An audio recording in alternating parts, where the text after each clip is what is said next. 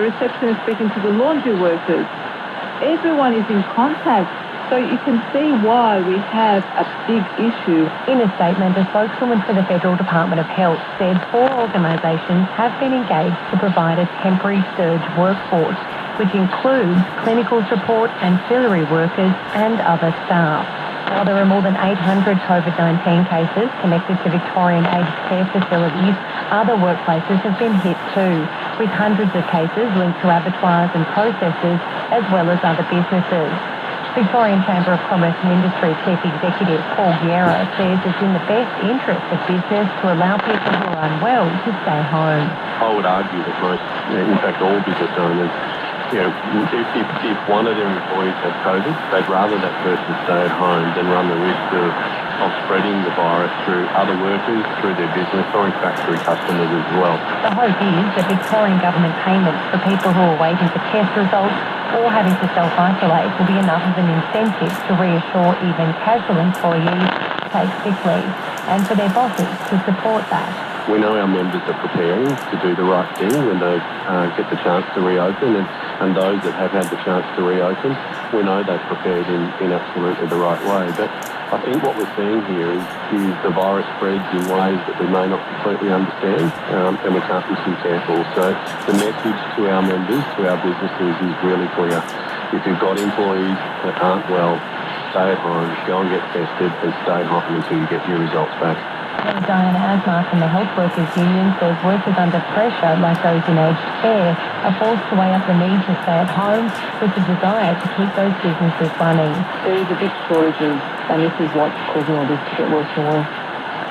Victorian State Secretary of the Health Workers Union, Diana Asmark there, and Bridget Fitzgerald, our reporter. That is early AM. Wall Street stocks have bounced after the US Federal Reserve left interest rates unchanged. The Dow Jones Industrial Average has ended 0.6 of 1% higher. The Australian dollar is higher too, it's trading at 71.8 US cents. I'm Barbara Lane. It is 6:15.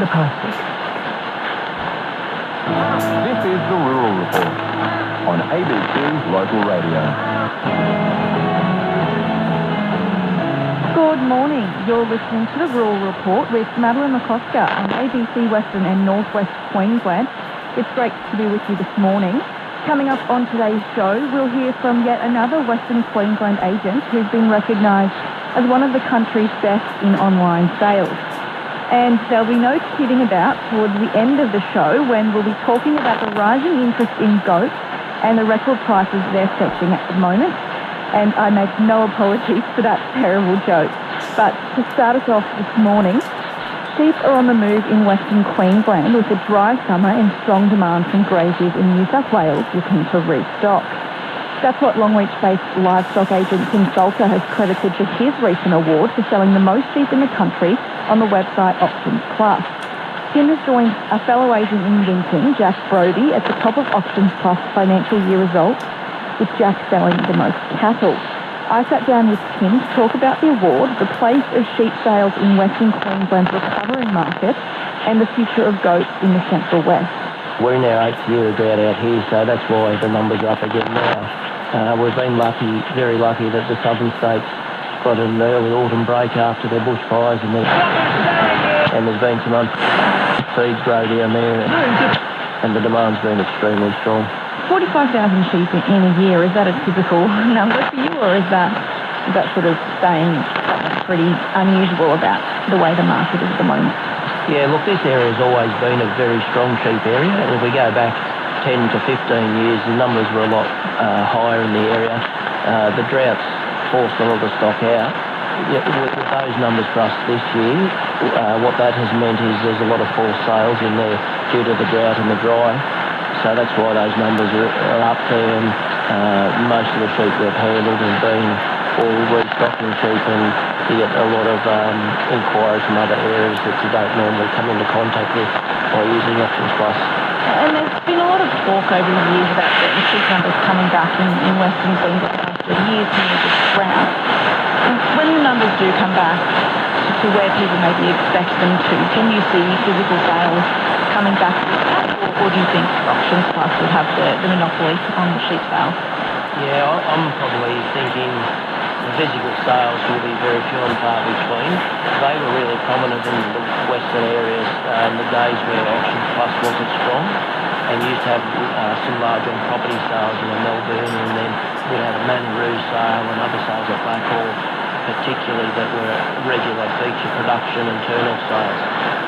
With the demise in the numbers and more control now, if we do get a season with fencing, people will be able to measure those opportunities better and control that. So I don't think we'll see too many sales start up again. What are you expecting from the next 12 months, not only with the online sales, but with physical sales and how things are going to play out in the incoming financial year? Yeah, look, it all depends on the season. You know, southern states have got grass everywhere, feed to burn at the minute, literally, so they'll continue to use that feed and buy and replace the stock they sell. They'll do that in alignment with the market and the pricing. For us up here, we need a good summer break this year, and people will restock up here with the amount of fencing that's going on in the area. So until we get a break, then we've got to try and find the stock to buy. So we'll be having to travel to those southern areas to find those stock. And there's been a lot of goat sales that I've noticed on Auctions Plus recently. Are you involved in that side of things in Longreach and around this area? We do a little bit. We're not in that major space like Alberta, Charles or Cunnamulla and those areas, and western areas of New South Wales.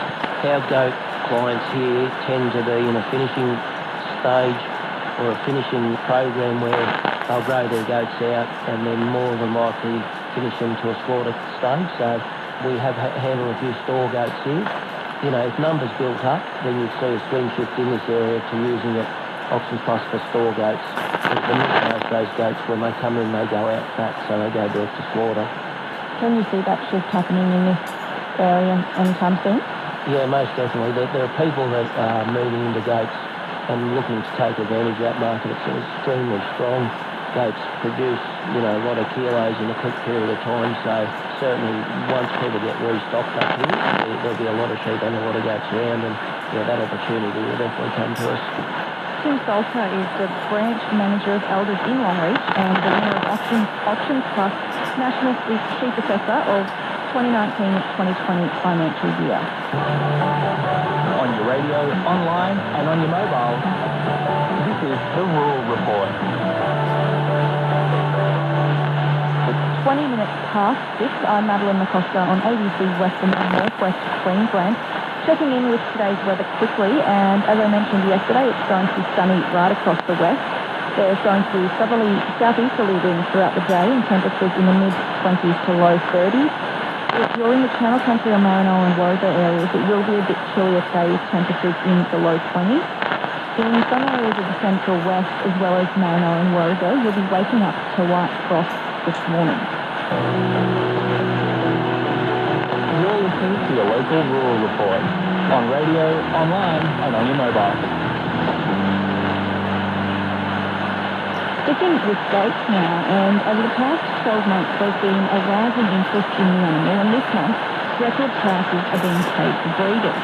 Auctions Plus has had record numbers of goats on offer, forcing it to increase its monthly sales to weekly, and one of this week's stand-up sales was 490 does from Sangatta in South Queensland, southern Queensland. The 6 to 8-month-old boar rangeland cross does sold for $197 each, which works out to be nearly $9 a kilo live. Gus Cook was the livestock agent that sold them, and he told Lydia Burton demand and therefore prices for breeder goats have been driven by people who are restocking their properties with goats rather than sheep or cattle. It's